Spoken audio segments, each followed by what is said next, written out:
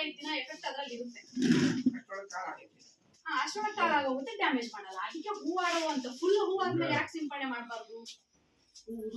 ಹೂ ಉದ್ರೋಗುತ್ತೆ, ಕಾಳು ಕಟ್ಟುವ ಪ್ರಮಾಣ ಕಡಿಮೆ ಆಗುತ್ತೆ. ಅವಾಗ ಕೆಮಿಕಲ್ ಕೆಲಸ ಮಾಡುತ್ತೆ, ರೋಗ ತಡೆಯುತ್ತೆ, ಆದ್ರೆ ಕಾಲು ಕಟ್ಟುವ ಪ್ರಮಾಣ ಕಡಿಮೆ ಆಗುತ್ತೆ. ಅದಕ್ಕೆ ನಾವು 1, 2, 3 ಅಲ್ಲೊಂದು ಇಲ್ಲೊಂದು ಹೂ ಕಂಡ ತಕ್ಷಣ ಹೊಟ್ಟೆಯಿಂದ ಹೊರಗೆ ಬರುತ್ತಲ್ವಾ, ಎಲ್ಲ ಕಡೆ ಎಲ್ಲ ಒಂದು 5% ಅಷ್ಟು ಕಂಡ ತಕ್ಷಣ ನಾವು ಯಾವ್ದಾದ್ರು ಶಿಲೀಂಧ್ರ, ಒಂದು ಶ್ರೀಮಂತ ನೇಟಿವ್ ಅಂತ ಬರುತ್ತೆ, ಶ್ರೀಮಂತ ಬರುತ್ತೆ, ಎರಡನೇ ನೇಟಿವ್ ಅಂತ ಬರುತ್ತೆ, ಯಾವ್ದಾದ್ರು ಮಾಡಿದ್ರೆ ನಿಮಗೆ ಒಂದು ಆ ರೋಗ ತಡೆಯುತ್ತೆ.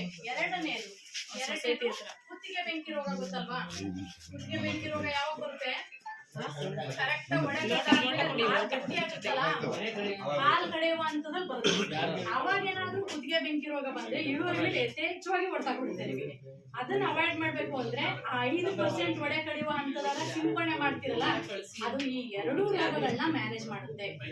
ಅದಕ್ಕೆ ಆ ಹಂತದ ಸಿಂಪಡಣೆ ಮರಿಬೇಡಿ. ಫಸ್ಟ್ನೇದು ಬೀಜೋಪಚಾರ ಮರಿಬೇಡಿ.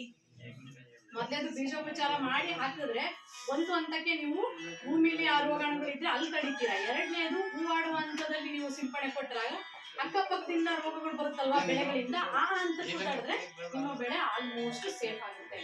ಅದಕ್ಕೆ ಈ 2 ಹಂತಗಳನ್ನ ಮರಿದೇ ನೀವು ಬೆಳೆ ಬೀಜೋಪಚಾರದ ಜೊತೆಗೆ ಆ ಸಿಂಪಡಣೆನ ಮರಿದೇ ನೀವು ಮಾಡಿದ್ರೆ ನೀವು ಭತ್ತಕ್ಕೆ ತಗುಲುವ ರೋಗ, ಅದರಲ್ಲೂ ಜಾಸ್ತಿ ಡ್ಯಾಮೇಜ್ ಮಾಡುವಂತಹ ರೋಗಗಳನ್ನ ತಡೆದಂಗೆ ಆಗುತ್ತೆ.